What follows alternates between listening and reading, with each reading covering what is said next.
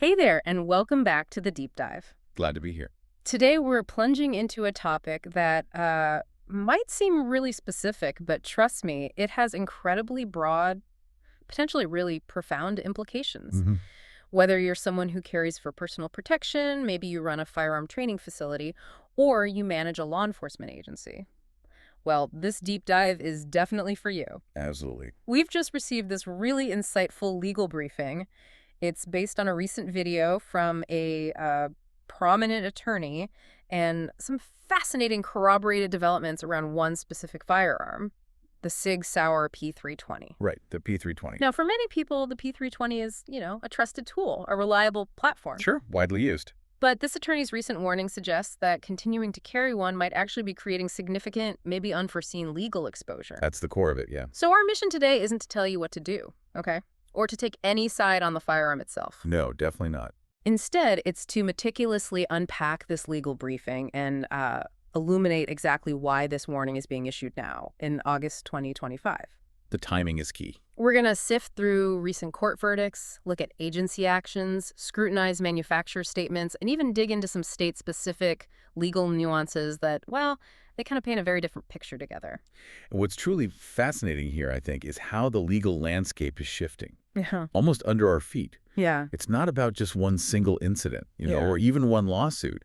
It's more about this powerful pattern of accumulating developments. Right. And these have, as of right now, significantly changed the foreseeability of risk for anyone involved with this particular platform. Foreseeability. Okay. Yes, it's a classic real-world example of how this growing body of publicly available information can fundamentally alter personal liability, institutional liability, too. Understanding this concept, foreseeability, it's absolutely key to getting the warning. Okay, let's unpack this then. Let's get into the nitty-gritty. This deep dive is all about understanding the hard facts, the legal realities, so you can be fully informed and make, the absolute best decisions for yourself, for your organization. How good.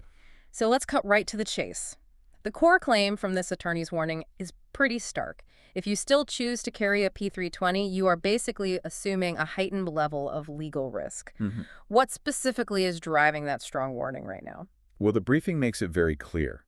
Plaintiffs now have a significant and frankly growing body of evidence to present to juries, to prosecutors. Okay. This isn't just theory, right? It includes fresh court verdicts, tangible actions by public safety agencies, and even internal manufacturer documents that have become public record. Wow. And this accumulation, it fundamentally shifts what's called the foreseeability calculus in negligence cases, in product liability cases. Right, that term again. And critically, it can even influence criminal charging decisions if an injury occurs. Foreseeability calculus. That sounds pretty legalistic, but it has massive real-world implications, doesn't it? Absolutely. For our listeners who are making actual decisions, about carrying these or issuing these firearms, can you break down what that actually means on a practical level? How does the specific accumulation of evidence change what someone should have known about a P320's risks today compared to maybe just a couple of years ago? That's a crucial question. So, in legal terms, foreseeability basically asks, could a reasonable person in your specific position have anticipated this outcome or understood this risk? Okay, makes sense. The more public information there is out there, like multiple jury verdicts finding a defect or police agencies banning a specific firearm, the harder it becomes to argue later that you couldn't have known about potential issues. Right. Plausible deniability kind of goes down. Exactly. Maybe 2 or 3 years ago, a jury might have been swayed that an uncommanded discharge was, a freak accident, or that the carrier was solely at fault. Today, with this new body of evidence, the argument shifts dramatically. Prosecutors or plaintiffs can now more easily stand up and say, look, a reasonable person would have known these risks existed because they've been proven in court, they've been widely reported, other agencies have acted on them. So your responsibility level just went up. Precisely. Your level of responsibility and therefore your potential liability, it escalates significantly. Okay. And this leads us right to the most significant point. Multiple juries have now found the P320 to be defectively designed. They've awarded substantial damages, and notably, including punitive damages. Punitive, right. And this is happening even as SIG Sauer steadfastly maintains, their position, Yeah. that the pistol cannot discharge without a trigger pull. That divergence is striking. It is. This deep divergence between the manufacturer's public stance and the repeated findings of actual juries. That's absolutely key to understanding the attorney's warning. It's not about what might happen anymore. It's about what courts have already found. Yeah, this next point is truly compelling because it moves beyond speculation. Like you said, it's not just about what a court might find, but what juries have found repeatedly. That feels like a powerful shift. It is. So let's dive into the specifics of this current legal landscape. What are these verdicts and these bans that are so impactful, especially for, our audience making decisions today? Okay, so we've seen several really significant developments that have fundamentally altered this landscape, most prominently back in November 2024 in Philadelphia. Right, I remember hearing about that one. Yeah, an $11 million verdict was awarded against SIG Sauer. This was in a case involving an alleged uncommanded discharge of a P320 that was holstered. Holstered, and $11 million. And get this, a massive $10 million of that was in punitive damages. Wow.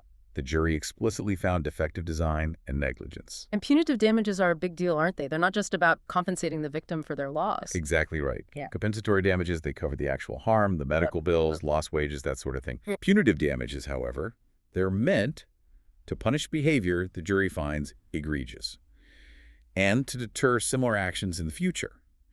A jury awarding $10 million in punitive damages. It sends an unmistakable message about their findings regarding the manufacturer's conduct and how severe they viewed the perceived defect. A clear signal. A very clear signal. And beyond that Philadelphia case, in 2025, we've seen additional juries also find the P320 to be defectively designed. So it wasn't just a one-off. No. We've seen federal court orders, expert analyses come out discussing the lack of, say, an external safety or a tabbed trigger safety, concerns over inadequate warnings. All of these things are contributing to these findings. And it's not just the civil courts making these kinds of determinations, right? We're seeing public safety agencies taking concrete action, too. Absolutely. That's another critical piece of this puzzle. The Washington State Police Academy's ban on the P320. Right, the Academy ban. SIG Sauer actually challenged this ban in court, tried to get it overturned. Oh, they did? Yes, but the ban was upheld by the court. Okay, so that carries weight. Huge weight. This isn't just some local agency decision. It sets a significant precedent. And we know other police departments nationwide are now actively reevaluating their own policies or restricting the platform. We even saw a Florida lawmaker publicly urge agencies in his state to suspend the P320 due to safety concerns. Really? A lawmaker stepping in? Yeah. And that kind of public legislative action, it serves as, politically salient evidence of widespread notice. It makes it even harder for agencies or anyone really to claim ignorance of the potential risks. This raises a really important question then. What's the manufacturer's position through all of this? Given these verdicts, these agency actions, are they conceding anything at all? SIG Sauer's public stance remains consistently clear, and they repeat it often.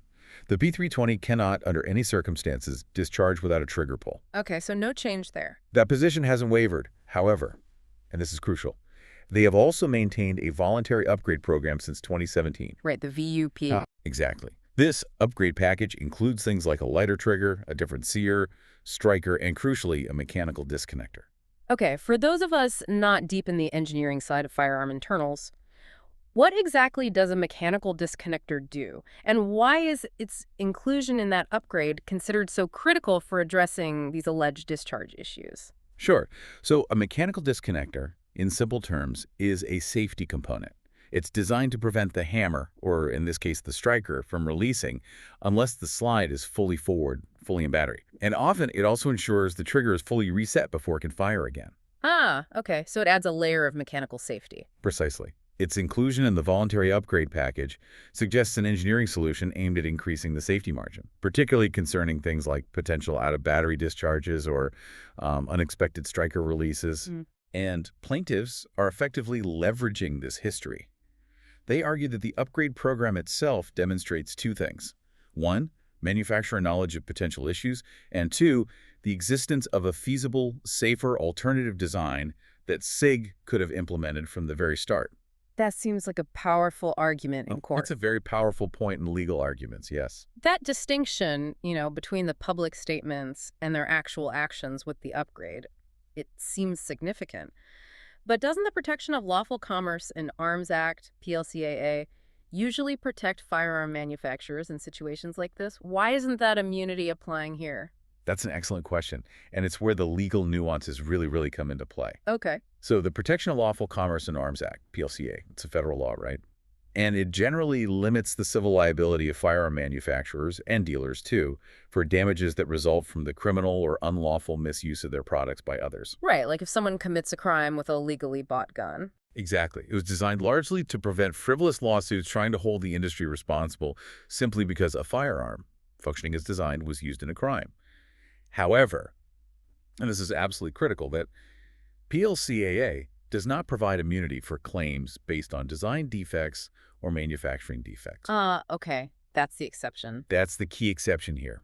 It also doesn't shield against claims related to certain predicate statutes, which are basically other laws regulating the sale or marketing of firearms. So because these P320 lawsuits are about the design of the gun itself. Precisely.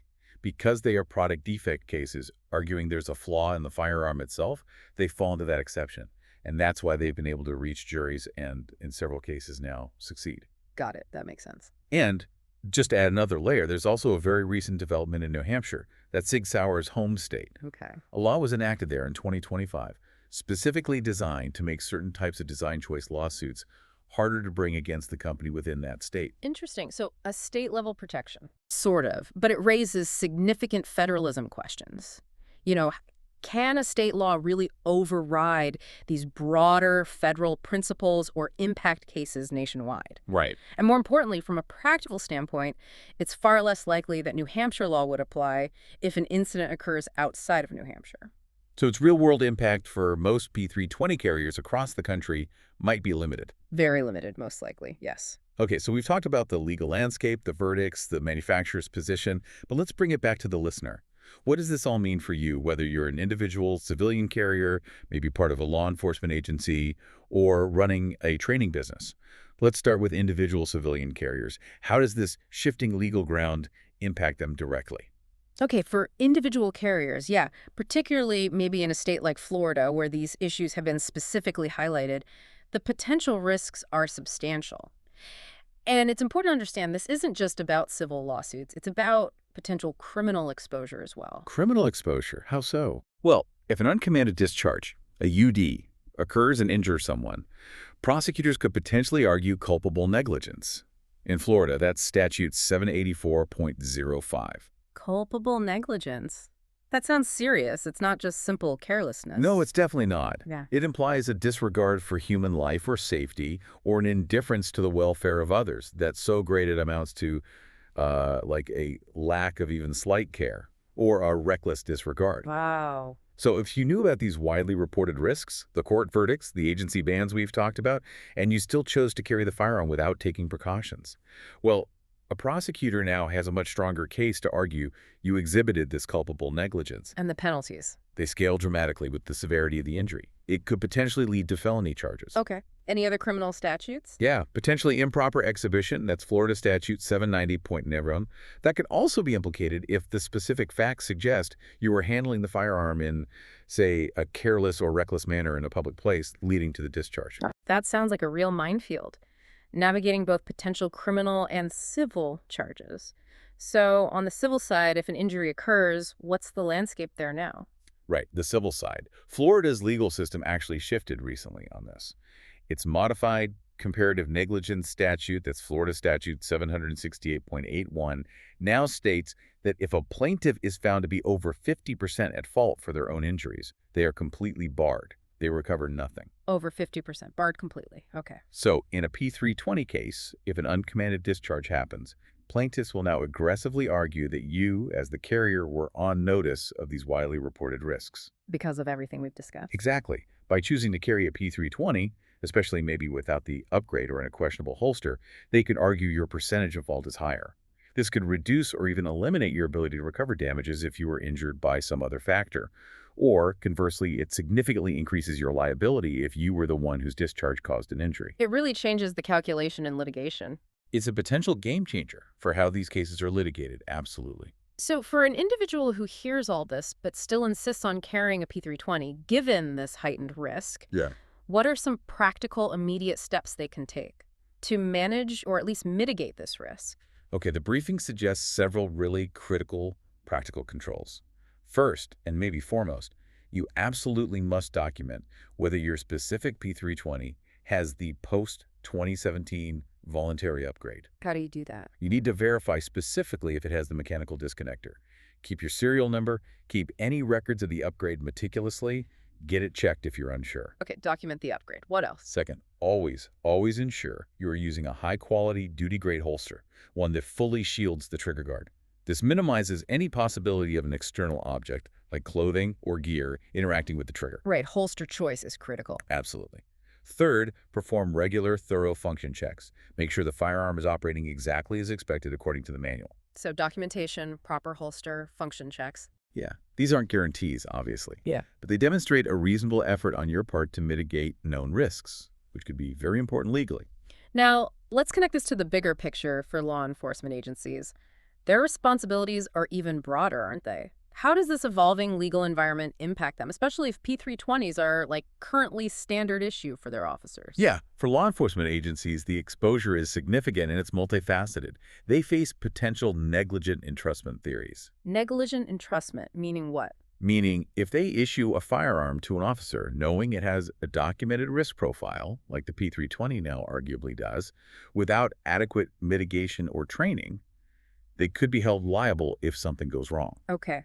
Also, failure to warn theories could arise. If they don't adequately inform their officers of the evolving risks, the verdicts, the bans, or if they don't provide pathways to safer alternatives. Makes sense. And the Washington Academy ban we discussed, combined with this increasing national scrutiny and the jury verdicts, well, it significantly strengthens those kinds of arguments against an agency. It makes it harder for them to say, we didn't know. Exactly. It provides strong evidence that these risks are broadly known within the professional law enforcement community. Claiming ignorance becomes much less plausible. So what should agencies that do continue to authorize P320s be doing right now? Well, a formal dated risk assessment is not just recommended anymore, it's absolutely crucial, legally speaking. Document everything. Document everything. This assessment should detail the known risks and outline the agency's specific plan to address them. They should require and then verify that all issued P320s have the manufacturer's upgrade. They need to mandate approved holster specifications, implement remedial training specifically addressing these concerns. And alternatives. Yes.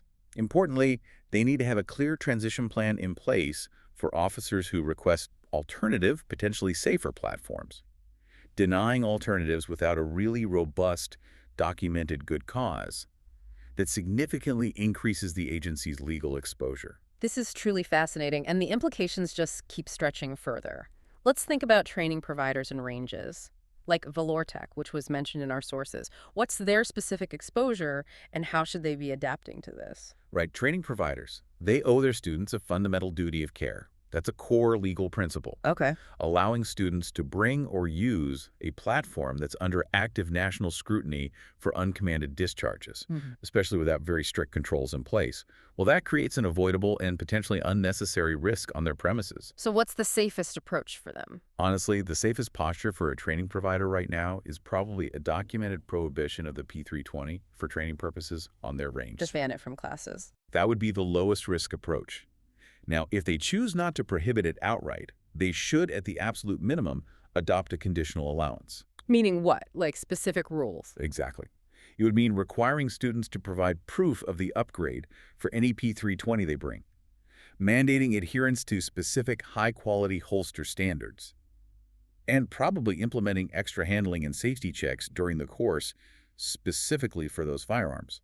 Because the recent bans and verdicts make it harder for them, too. Yes, those recent bans and verdicts strongly bolster the argument that a prudent, reasonable training provider should mitigate or exclude this known risk to uphold their duty of care to all students. Do standard waivers, the ones everyone signs at ranges, do they help shield training providers from this kind of liability?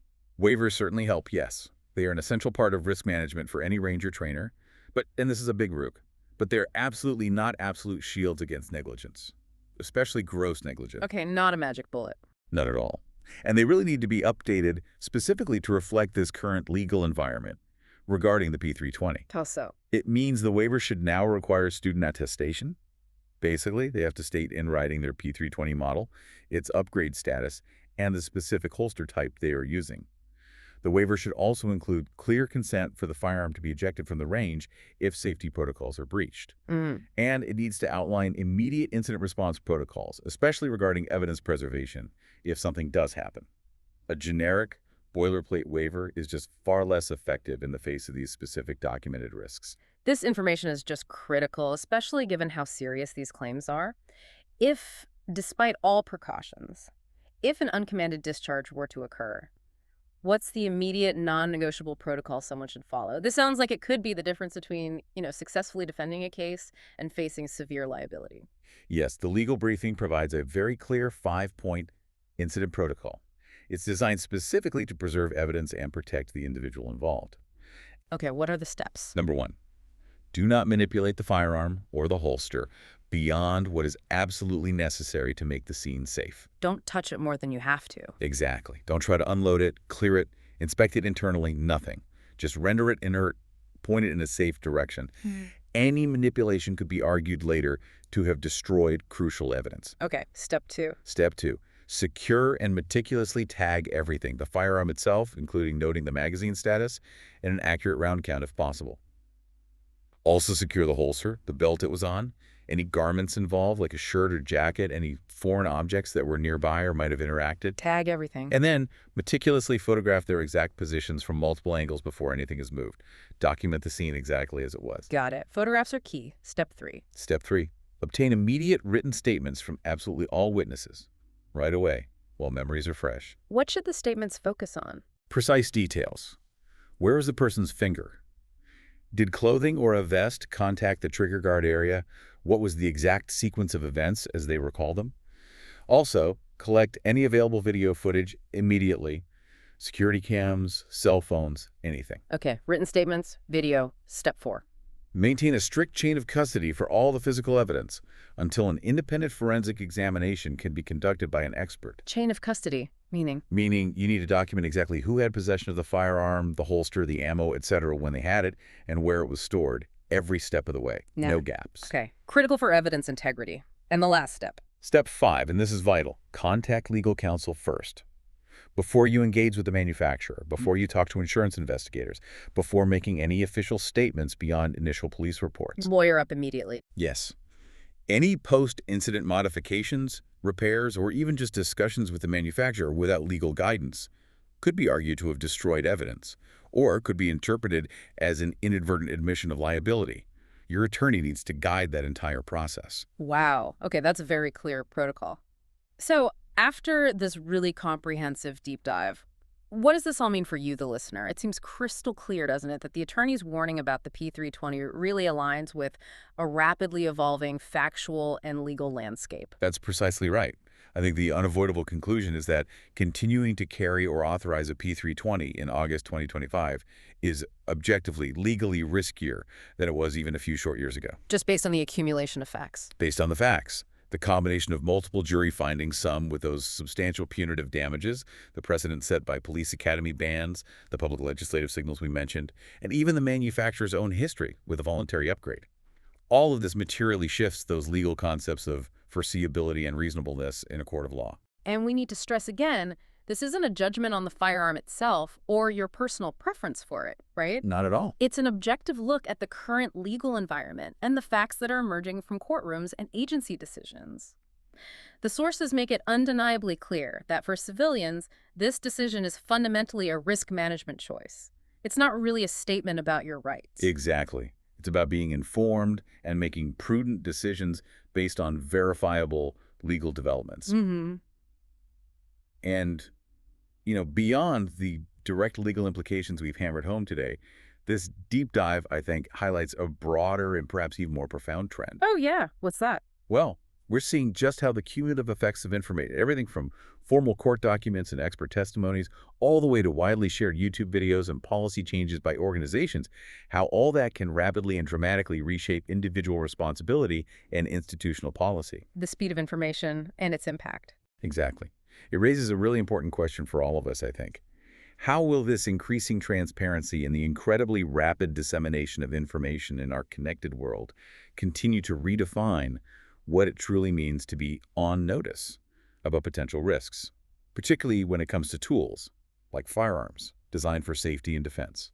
That's a heavy question. What does being on notice even mean when information flows like it does now? Right. It's definitely something to mull over as you consider these evolving legal and technological landscapes and maybe think about your own place within them.